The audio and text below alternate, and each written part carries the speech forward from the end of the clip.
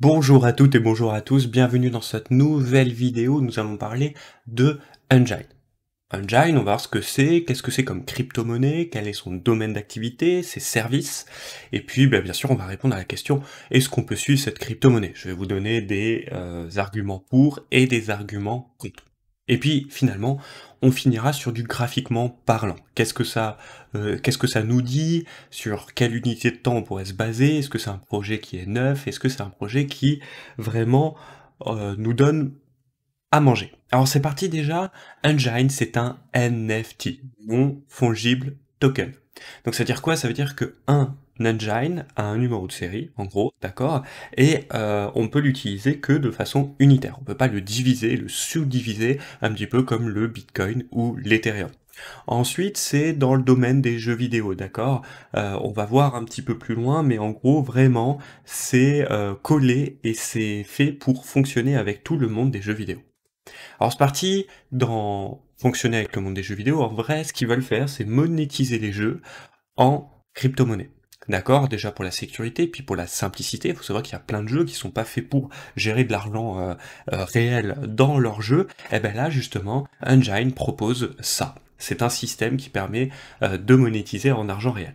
Et puis après, il s'affiche aussi comme une rémunération au plus juste et gratuite des développeurs. En gros, en utilisant le système de la crypto-monnaie, un petit peu comme en fait finalement le système de proof of stake, c'est-à-dire que vous détenez des engines à travers le jeu, et ben dans ces cas-là, vous rémunérez les développeurs parce que vous participez à la rareté de ces tokens et du coup à l'inflation de cette monnaie et donc forcément à la rémunération des développeurs.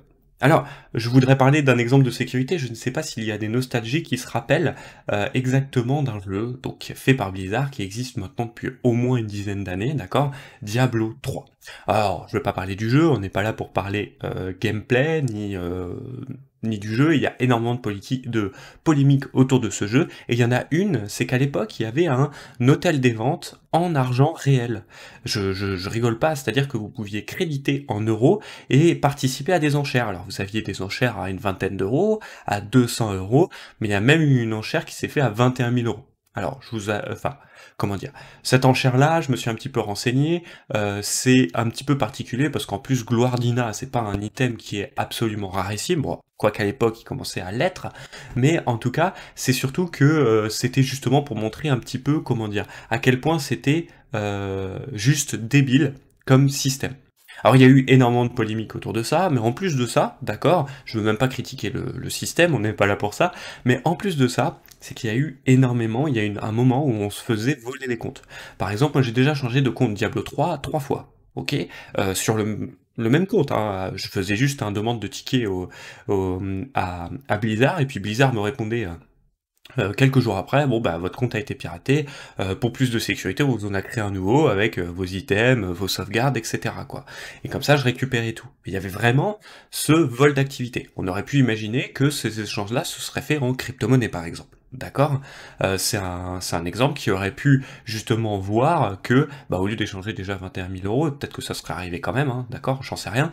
Mais quand on échange un objet d'une personne A à une personne B, ça passe par une crypto-monnaie, donc par une blockchain, donc par une validation, et donc surtout il y a aussi un système de traçabilité de notre arme via notre token.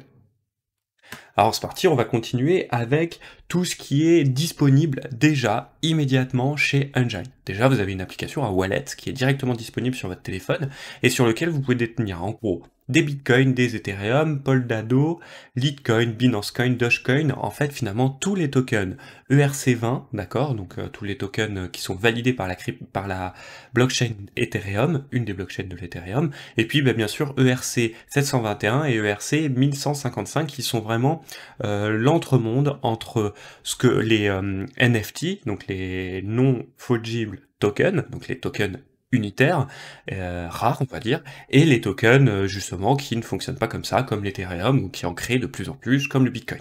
D'accord? C'est vraiment le monde entre les deux, et ça existe déjà, c'est-à-dire que vous pouvez déjà profiter de ce wallet. Ensuite, il y a aussi autre chose, il y a une marketplace, ok? Alors, une marketplace, c'est quoi? Ça vous permet d'acheter ou d'échanger des items de jeu. Je rigole pas. Et justement, en fait, c'est à l'extérieur du jeu et grâce au token, après, vous pouvez, le demander dans le jeu. Alors, il y a, au début, il y avait pas vraiment beaucoup de jeux qui commençaient à s'instaurer là-dessus. Par exemple, il y avait des jeux comme Minecraft. Alors, quel est l'avantage de Minecraft? C'est que c'est un jeu, en mode Lego. En gros, vous créez votre monde un petit peu à votre image. Vous pouvez même créer des serveurs et c'était justement là où Minecraft était un petit peu désolé, c'est qu'en termes de social, ils avaient rien prévu du tout. OK, vous pouvez à peine inviter vos amis, dans un serveur et le serveur dépend beaucoup de la puissance, du coup, à laquelle vous l'avez acheté et donc en fait, finalement, on se retrouve avec des serveurs avec pas beaucoup de personnes, donc vous serez jamais des milliers sur un serveur. Néanmoins, ils se sont dit: comment on peut sécuriser des transactions dans le jeu? Parce qu'il y a bien un système d'échange, mais en gros, vous pouvez échanger une arme contre une autre arme, ou une arme contre, des matériaux de construction, parce que c'est la base du jeu, d'accord? Mais en fait, finalement, ce qui se passe, et c'est ça qui est très, très, très, très, très important, c'est que, il y a pas de système de sécurité. OK? Une fois que vous avez échangé, donc vous pouvez échanger par exemple quelqu'un qui vous dit que c'est une roche noire exceptionnelle et en fait c'est du charbon et vous avez aucun moyen de le faire. Vous savez, enfin, bien sûr, c'est de la malveillance, et donc on peut et donc ce Minecraft a dit à Engine: moi je vais commencer à proposer Engine dans mon jeu» et donc c'est ce qu'ils font par exemple, d'accord? Et le dernier exemple, c'est JumpNet. Alors JumpNet, c'est quoi? JumpNet, c'est justement le proof of stake d'Engine. En gros, à travers la blockchain Ethereum, du coup, vous détenez des engines, d'accord, qui servent en fait à valider la blockchain et en contrepartie, vous êtes rémunéré avec plus de engines. Donc, il y a un côté aussi extrêmement pratique qui vous permet aussi de dire, voilà, moi je crois au projet, je vous détenez des engines directement sur le site engine.io, ok, on va le voir juste après, et ça vous permet aussi d'être rémunéré d'une certaine manière. Alors, est-ce que oui ou non, il faut utiliser Engine. Alors déjà, il y a un produit fini, d'accord? Ensuite, il y a des partenaires absolument exceptionnels. Je pense qu'une image vaut mieux que 1000 mots. Bon, Samsung, je le présente pas, le monde de la téléphonie, le monde de la tech, ok, clairement. Unity. Alors Unity, ils sont finalement, en fait, on se rend pas compte, mais ils sont dans beaucoup, ils serpentent énormément dans le monde des jeux vidéo, justement. Et c'est ça qui est extrêmement important de se rendre compte. Ça veut dire quoi? Ça veut dire qu'ils créent par exemple des moteurs graphiques, oui, ils vont jusque-là, et ils serpentent dans même carrément sur du software et sur du hardware, donc c'est quelque chose de très puissant. PC Gamer, je les présente plus, ça leur permet aussi à Engine d'être vraiment montré au grand jour, d'accord, et d'avoir de la pub, ok. Alors par exemple, pour vous parler de Samsung, faut savoir que quand Samsung a sorti le S10, ok, et d'ailleurs ça a un peu pumpé Engine. En fait, il y avait le wallet d'Engine était directement préinstallé. C'était Samsung qui disait que c'était son wallet, mais dans le wallet, vous aviez la possibilité d'acheter des engines. Aujourd'hui, je ne sais pas exactement trop vous dire, et j'ai pas trouvé l'information, à qui est le wallet. Est-ce que c'est à Samsung ou est-ce que c'est à Engine? En tout cas, il est estampillé Engine Samsung, donc la question se pose pas. C'est vraiment un partenariat sur le long terme. Ce que je veux vous dire par là, c'est que là, cette fois-ci, on a réellement des produits, ok, on va aller voir les vidéos après, et on a réellement des partenaires solides. Allez, c'est parti, on passe sur les graphiques, et juste pour un petit peu donner un horizon de temps à tout ça. Nous voici donc sur Launchcoin en données journalières. La première chose qui choque, c'est la jeunesse du pump. Si on regarde le pump, on peut voir qu'il est apparu fin décembre 2020, début janvier 2021, et même si on prend la plus grosse première bougie, c'était le 8 janvier 2021.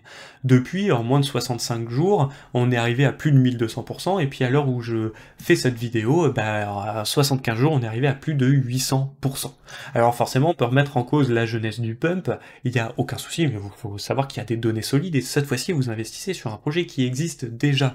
Alors par exemple, Ultra, on a déjà parlé sur cette chaîne, c'est pour ça que je le prends, s'attaque directement à un géant, et donc à un marché de niche, donc clairement ça s'attaque à Steam, d'accord, en proposant une plateforme où il y aura la possibilité d'échanger des tokens, donc Ultra, contre votre utilisation de jeux vidéo, contre des items, contre du social, contre plein de choses, mais qui n'existent pas encore. Alors que là, Engine, vous avez réellement un site où vous pouvez directement aller cliquer et profiter des produits directement. Et ça existe, d'accord? Vous pouvez pouvez directement créer vos jetons, vous pouvez directement avoir votre wallet de disponible et sécurisé, donc c'est super intéressant. Et puis cette fameuse marketplace. Alors la marketplace c'est quoi? C'est déjà plus de 17 items, pour le moment j'ai un peu cherché, j'ai rien trouvé de choses absolument génialissimes, ce sont généralement des petits jeux sur téléphone portable, et les gens utilisent contre quelques euros des items. Mais on peut imaginer qu'il y ait une foule de collectionneurs qui commencent à, par exemple,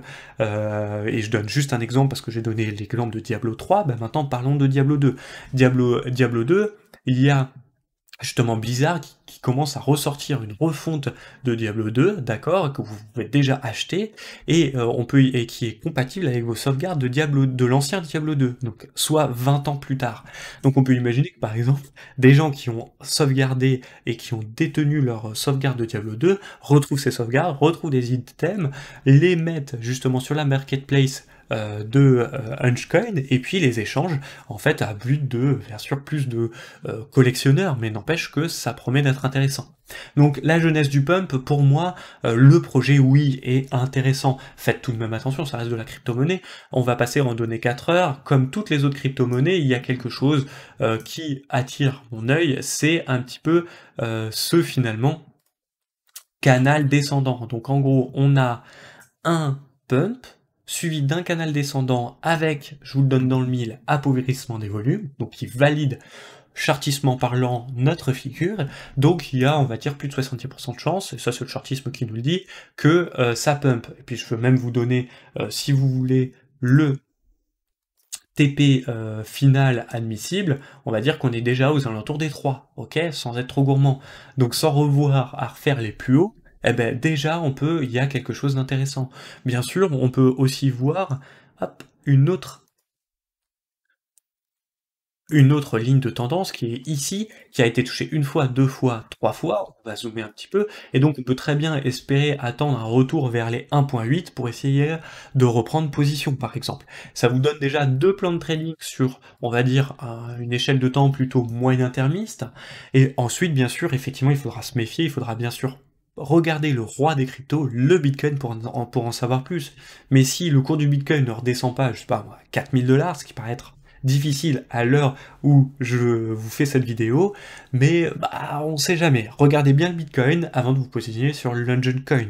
Si le Bitcoin crée un pump, bah, on va voir comment il réagit. En tout cas, ce qui est sûr, c'est que sur Ultra Bourse, maintenant, on va suivre London Coin parce que le projet est extrêmement intéressant et qu'il nous donne une réelle perspective d'avenir, alors qu'il y a d'autres crypto-monnaies qui pump, mais dans lesquelles le projet n'est même pas existant. Je vous rappelle de Ultra.